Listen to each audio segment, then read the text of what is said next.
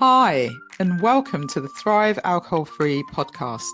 I'm Dupe Witherick, alcohol free wellbeing and transformational coach, and the best selling author of A Cocktail of Clarity, How to Ditch Drinking, Embody a Joyful New Identity, and Thrive Alcohol Free.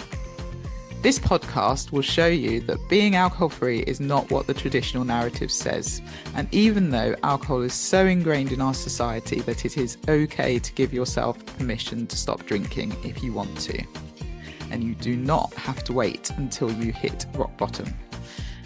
It is certainly not boring, and I believe ditching drinking is just the start to living an extraordinary life.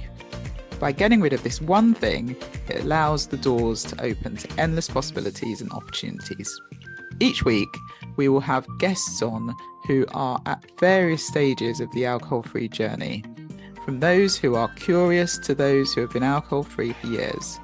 We will also have experts on talking about different topics relating to alcohol and beyond. Through these conversations, you will discover what it means to thrive alcohol-free. Enjoy. Hi, and welcome to the very first episode of the Thrive Alcohol Free podcast. I'm Dupe, your host, and I am also the founder of Thrive Alcohol Free. So I'm so excited that you're here and that we've started this journey together. And I'm really hoping that this podcast will inspire and encourage you if you are curious about becoming alcohol free, curious about taking a break from drinking. If you're early days and you've made that decision that you want to stop drinking, but maybe don't know where to start or how to continue, I'm hoping some of the tips and tricks that we'll share on the podcast and hearing other people's stories and from our guest experts will inspire you and encourage you to keep going on the journey. And if you've been alcohol free for a few months or years or however long, I do hope you get something out of this podcast. So I thought I'd start with a bit of background on me, I thought I'd tell my story. And this is really just to show that you don't have to have hit rock bottom to make this decision. So there is a term called grey area drinkers, and effectively a grey area drinker is anyone who is not teetotal or has not hit rock bottom. So when you think about that, and the term was coined by Jolene Park, but when you think about that term, grey area drinker, in fact, that's pretty much anyone who is drinking. And so if you have been questioning your relationship with alcohol, if you've been thinking, actually, alcohol's holding me back in some way, or you're no longer enjoying it, I want to say to you today that you can absolutely give yourself permission to stop drinking or to take a break. And although it's so ingrained in our society, and I was speaking to someone about this the other day, everywhere we go, alcohol is sort of seen as the thing to do. We're just coming out of summer, it's September, it's getting a bit cooler, the leaves are going to start changing colour, and people are back to school, and there's definitely this sort of vibe of back to school, setting goals and thinking about what next and what you want to do for the coming year.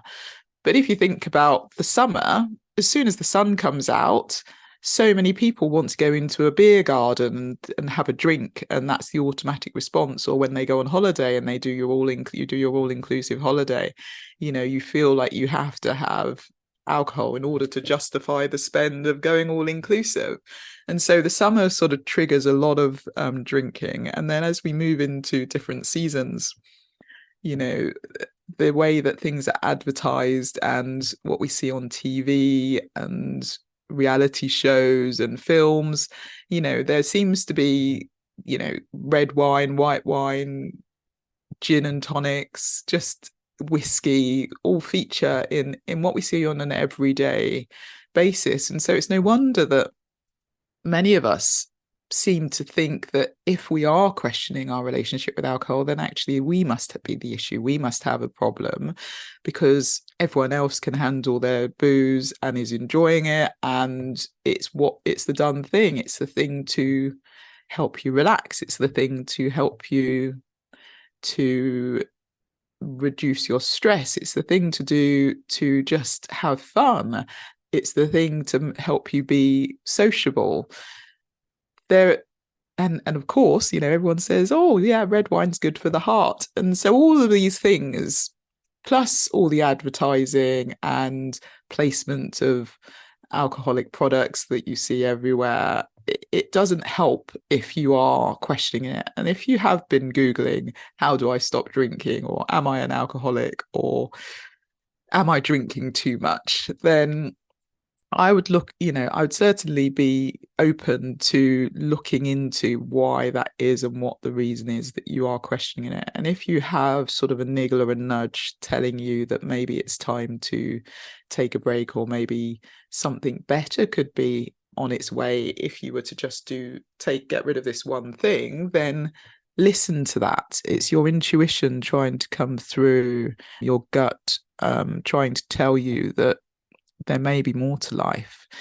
And so I'm really excited that you're here and that you're listening. And I really hope that you find this a safe space that you can come to and listen to stories and listen to tips and just get a sense that you're not alone and you're not the only one that is wanting to make this decision. I stopped drinking, it's approaching 3 years now. And 3 years ago, it was certainly still quite a new thing. There were certainly not as many alcohol-free drinks out there. There weren't many people talking about it as much as they are now.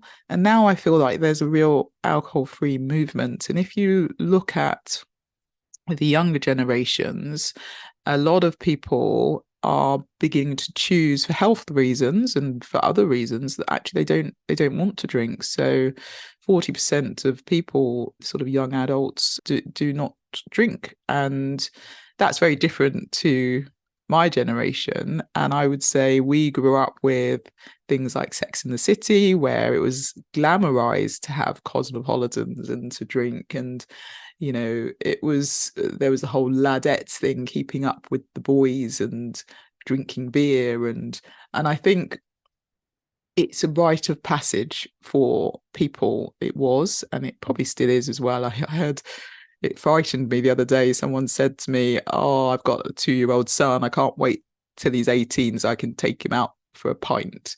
And I thought, that's really quite bizarre. But no judgment. It's just the way that we have been programmed and wired. And so alcohol is a big part of our sort of society. And so no wonder it's tricky when people start questioning it and thinking, why don't I want to drink? And then often they don't even think they're allowed to make that choice, because then when they do go out with friends, or they do go to a bar, people then will question, well, why aren't you drinking? And then you feel like you have to justify it and come up with an excuse or a reason. And then invariably, if you're not confident enough in your sort of owning the fact that you're not drinking, generally people see that and then want to push alcohol onto you, and you end up going, okay, well, I'll just have one. And that's really, it's a shame. But I think we need to change the narrative of how alcohol is seen, and actually let people be whoever they want to be and choose what they want to do. You wouldn't, well, I hope you wouldn't, but if a vegetarian came to your house, you wouldn't force a steak on them. I would hope not. You would give them something that they could actually eat. And I suppose in a similar way, why is it that if someone's not drinking, the majority of people will say, oh, go on, have one. I'll show you, how long you're going to not drink for. Surely you're going to drink again, and make people feel awkward about it. it's a choice. Everyone can make that personal decision and choice, and I think people should respect that. So if you are, as I said, curious, or if you've been umming and ahhing about this for a while, my suggestion would be to take a break and to see how it feels and take it from there. So if I talk about my story, I was what I called a normal drinker. So I probably had a couple of drinks when I was sort of in sixth form. I remember sort of cider and parties and things like that. But I wasn't drinking very much. It was really when I first went to university and the joys of Freshers Week. And you want to, you're excited to be away from home, and Freshers Week is really just revolves around alcohol. And so I remember being a sort of 18-year-old heading off to university, and week one was all about going for drinks and doing pub crawls and doing all of that. And before you know it, that sort of becomes the habit of being at university. You go to the lectures, you study in the day, and then you had, Wednesday night was the big night out, and it was invariably shots or vodka Red Bull or whatever. And it was fun, but also a way to fit in. As I vividly remember that there were probably 2 people in my halls of residence at the time out of sort of 180 of us, and only 2 weren't drinking, but it felt like they were ostracized to an extent, and people didn't really talk to them or thought that they were boring. And I think that's where my initial view of being sober is boring came from, and it couldn't be further from the truth. And so I went through university. I also remember in my second year with my really good friends, the 2 of us thought, well, wouldn't it be amazing if we sort of do a year do the year and we drink every night, and we sort of log a diary of how much we've drunk every night, and that was fun. And so even if it was sort of one drink, we would have a drink.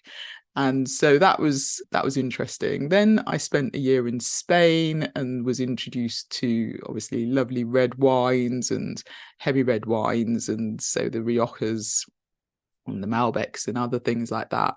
But then I also remember sort of gin and tonics. The way they poured gin and tonics were just unbelievable. You'd get this fishbowl of gin and they just kept pouring, and eventually you'd have to say stop, but you'd end up with like a tiny bit of tonic at the top, and it was like 100 pesetas, which at the time was like 50p. And so it was, so I think my early adult life was, quite drink related, but that for me was what I saw around me and what was normal. And I probably wouldn't say I drank as much as a lot of people. So it was an interesting time. And then I worked in the corporate world and was working in the city of London. And again, it was, things revolved around team drinks and client events and conferences, and again, red wine, white wine were the thing to go to.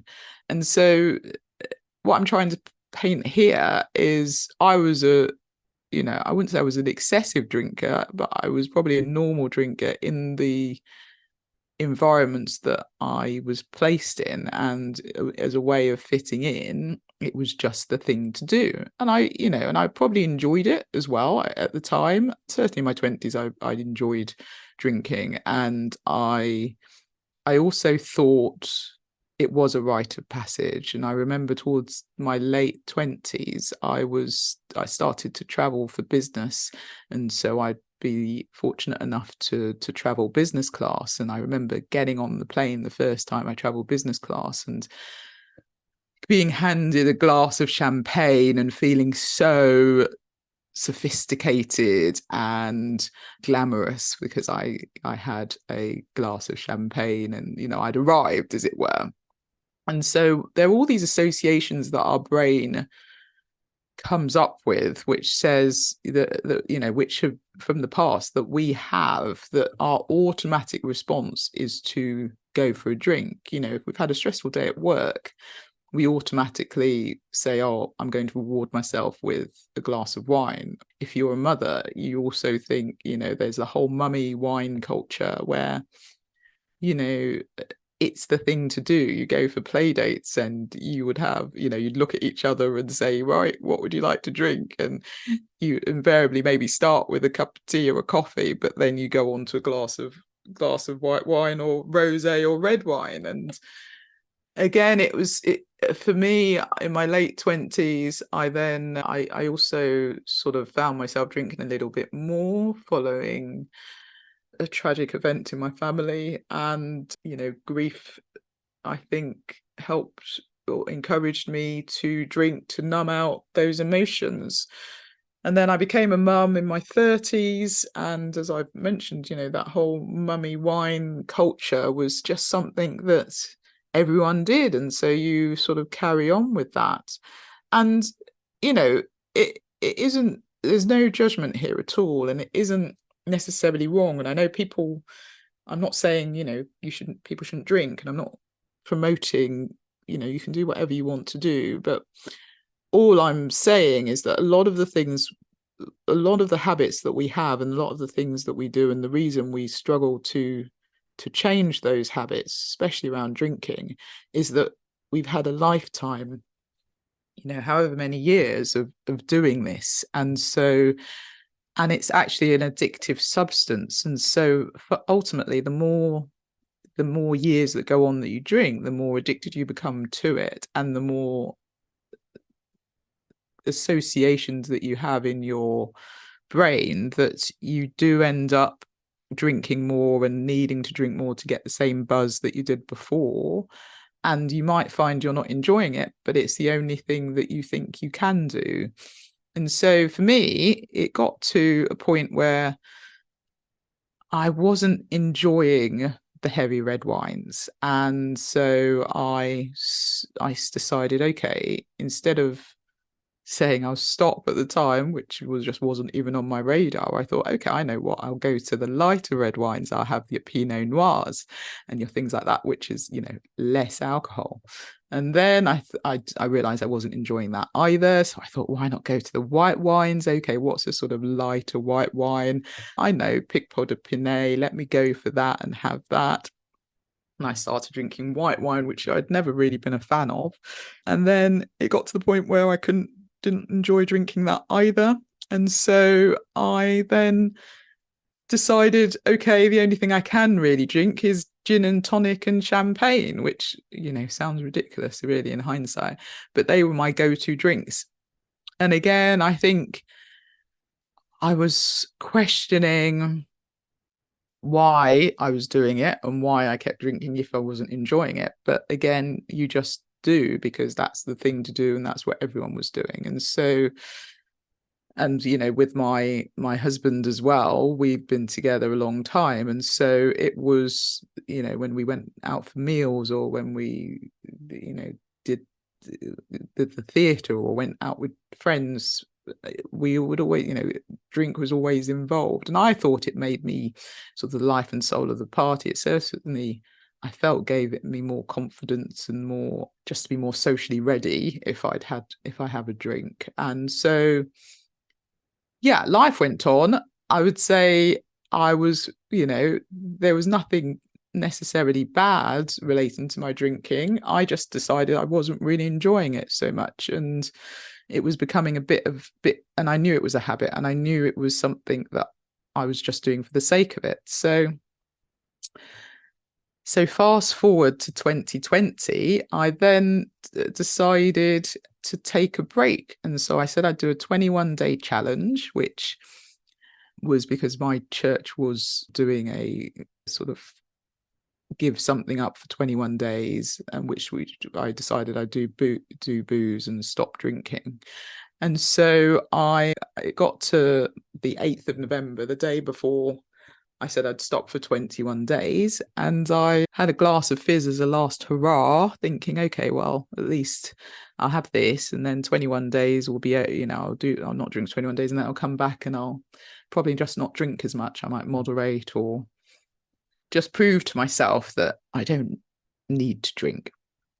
And as you can imagine, 2020 was a year, we all know, where, again, with people not knowing what was going on, in the world with COVID and with being in lockdown and homeschooling and everything else, it had been a year of, well, just a year. And I think, like many, you got to the end of the day and you'd sort of survived and you were like, okay, I need to reward myself with a drink. So by the time November 2020 came, I was probably ready to have a bit of a break from it. And again, the memes from mummies, WhatsApp groups and everything else, you just had this constant barrage of you deserve wine or you deserve a gin and tonic. And so you then sort of think that that's what you need to do to cope with everything. And I think it was, from a work perspective, I was working really hard and just felt like I was on Zoom calls all the time. I was sort of working from 7 till 7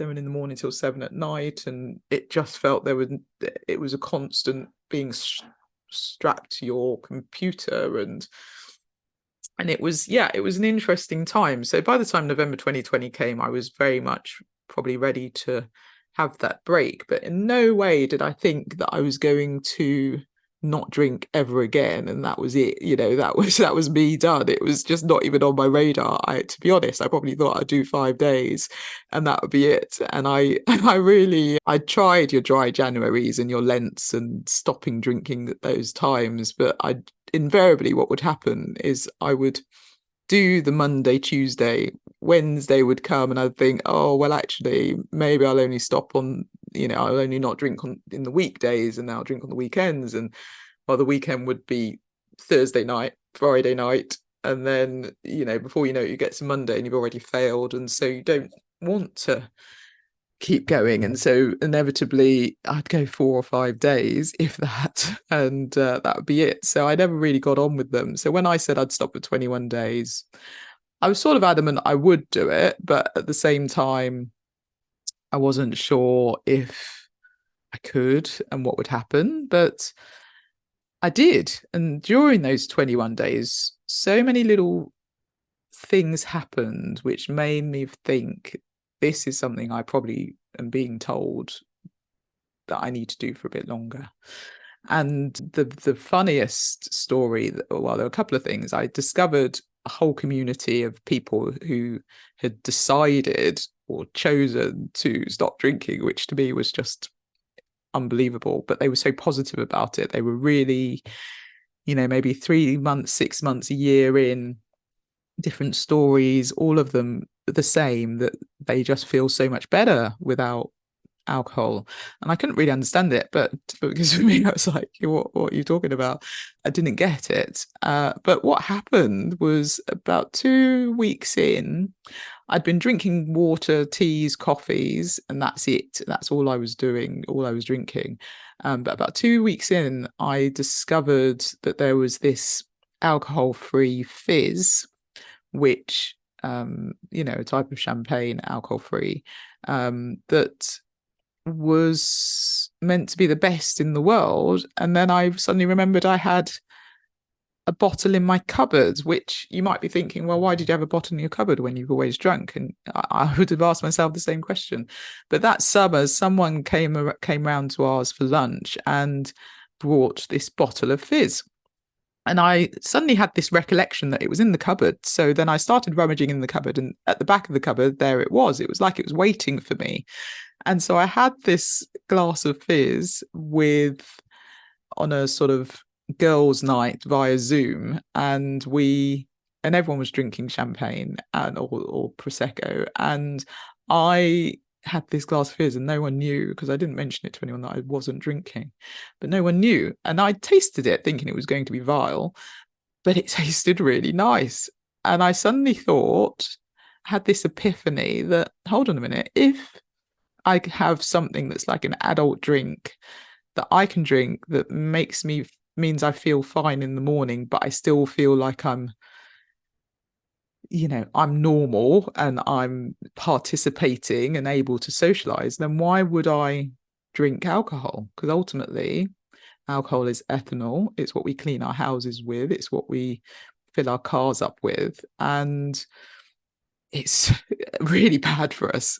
But also, we all know that it doesn't make us feel great the next day anyway. And we wake up at 3 a.m. berating ourselves, saying, why did I have so much to drink when you only planned on having one, or not drinking at all? And then you sort of had a couple or before a big meeting at work, and you're going to feel crap the next day. And we do it to ourselves, and we sort of don't keep our promises. And so discovering this for me was a bit of a game changer, and discovering the community as well.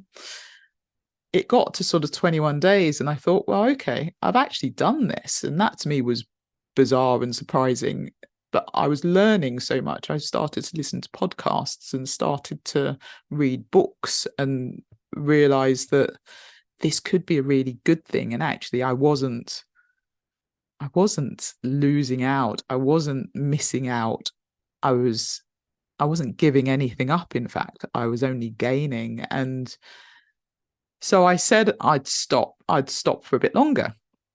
But as you can imagine, we were going into December and Christmas was coming up and New Year's was coming up. And there was no way I wasn't going to drink during that period because, well, Christmas Day, you have all your traditions, you have your salmon breakfast with a glass of champagne, and then you have your roast dinner with a glass of wine, and then you go on to port with cheese and dessert, and then and it's just the whole day revolves around drinking because it's a day that you can justify that you can sit there and you can have as much as you want on that day because it's Christmas after all. So and then you go into the New Year's as well. You had to have something to celebrate and toast the coming of the new year.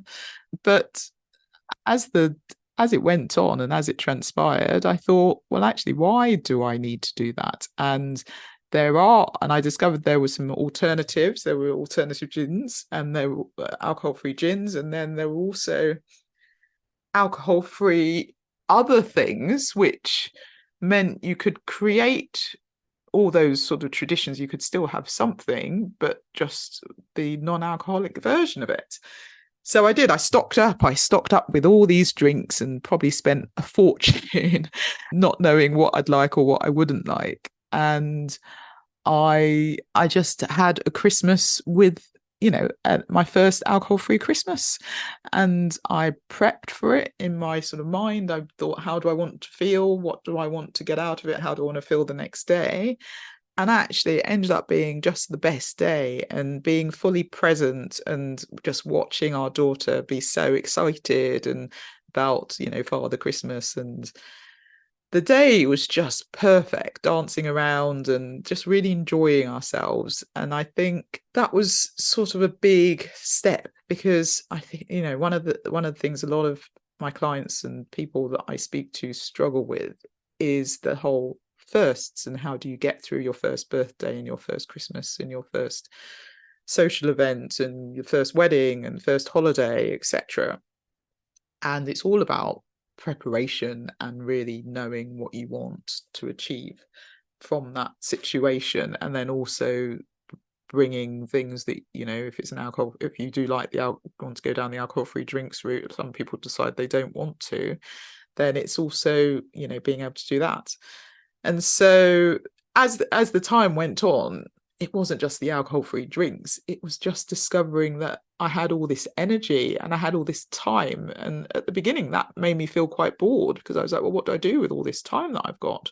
But then opportunities started opening up, and I realized that I actually wanted to become a coach. I sort of did coaching as part of my role and my work, and I'd attended quite a number of courses, but I'd always thought being a coach, you had to have lots of experience, you had to be slightly older, and you couldn't be a coach now. And so hadn't really, I've done all the courses, but it always gave me so much life, so much energy, that it was always something that I walked away from thinking I want to do more of this. So anyway, an opportunity presented itself, and I started training to be a coach. I started to do yoga, a transformational coach, and I became an accredited qualified transformational coach. I started to do yoga. I then started running, which I hadn't done since school. really. I dabbled in Couch to 5K, I think, during COVID for about 6 weeks and got very bored. And anyway, I tried again in the February of 2021 and did a 10K training program, loved it, and then carried on. And I've gone on to do, a number of 10Ks, half marathons, and then I did the marathon in April this year. And so it just feels like there was so many things that just started to shift. I met some really wonderful people. My whole perspective when it came to work changed, and I was given a really massive opportunity when it came to work. And there were lots of things that seemed to sort of happen along the way, which made me think, gosh, actually, by just getting rid of this one thing could change everything, and changes everything. And it's definitely the joy of missing out, JOMO, and not the fear of missing out. It's not FOMO, it's definitely JOMO. And it's certainly not boring. People who are alcohol free are living their best life. They are their most authentic self. They are able to set boundaries. They're able to just know who they are. And actually, purpose is a massive thing. They're living their purpose and they're loving life. And so hopefully that's encouraging. And, 3 years on, it's just not a thing. Alcohol isn't a thing. It's so insignificant in my life that I just don't think about it. But I've realized that life isn't just about work and family, which is what I thought it was. It's so much more. And for me, one of the key things or a couple of things that have really grown in my life over the past 3 years is personal growth. Personal development, personal growth has been immense. I've read more books in the past 3 years than I had in the past 10, 15, 20 years. I am so much more aware of people and myself and what I want and what I don't want. Self-care is another thing that has really featured and just helped me to breathe and to just enjoy life a lot more. And then, faith as well, and spirituality. And lots of people say that when they become alcohol free, their faith grows stronger and spirituality grows. People talk about manifesting more and just unblocking. It's a blocker. Alcohol actually blocks us from achieving what we want to achieve in life, and we don't even realize it's doing it. And so just taking that step back and having that break, you will never know what it leads to. So there you go. That's a bit about my story. Obviously, as we go through these podcasts, I will no doubt share more, and I really hope that this has inspired you maybe to at least assess or reassess or really think about where you are when it comes to alcohol. If for whatever reason you have, like me, been drinking for sort of over 20 years, 30 years, whatever it is, 10 years, and you just feel like actually it's not really doing anything for you anymore, it's not really serving its purpose, then maybe just take a break, do 21 days like me, or do a month, or do 90 days. You probably won't see major changes until you hit sort of that 90-day, 100 days. So it is a longer term thing. But just by saying you're going to take a break for a week, it's a starting point, and you can see how you feel. And so I do hope this podcast, the aim of it really for me is to have conversations and to speak to people who are at different stages. I want to speak to people who are curious about becoming alcohol free and maybe have not yet taken that step, as well as those who have stopped for X amount of time, whatever that may be. I'm also looking forward to having expert guests who are going to talk about some of the topics such as manifesting and gut health and alcohol, the impact of alcohol on the brain and things like that. And we'll also have people on who are either alcohol free, low alcohol sort of drinks. We'll have some of those on, and it's going to be a real array. But really, it's a conversation. As I said, I want it to be a safe space for people to come and listen and just not feel judged, but also feel like they're getting some knowledge and are able to make an informed decision on what their next steps and what your next steps will be. So I do hope you've enjoyed this very first episode, and I'm so excited that you're here, and I look forward to seeing you on the next episode. Please feel free to get in touch if any of this resonated. You can find me on Instagram at Thrive Alcohol Free, where I also give daily tips and tricks. And if you would like to work with me, as I said, I'm an accredited alcohol-free well-being and transformational coach, then feel free to get in touch at thrivealcoholfree.com. And if you want to just let me know your thoughts on what this was, feel free to leave a review. If you want to hear any specific topics, or if you have any questions, I'm happy to sort of answer questions that come through on the podcast as well. Then just let me know.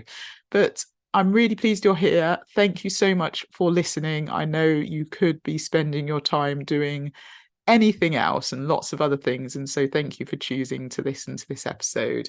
I appreciate you and look forward to seeing you on the next episode. Take care of yourself. Bye. Thank you so much for listening to the Thrive Alcohol Free podcast. If you enjoyed the episode, please subscribe so you get alerted every time I drop a new episode.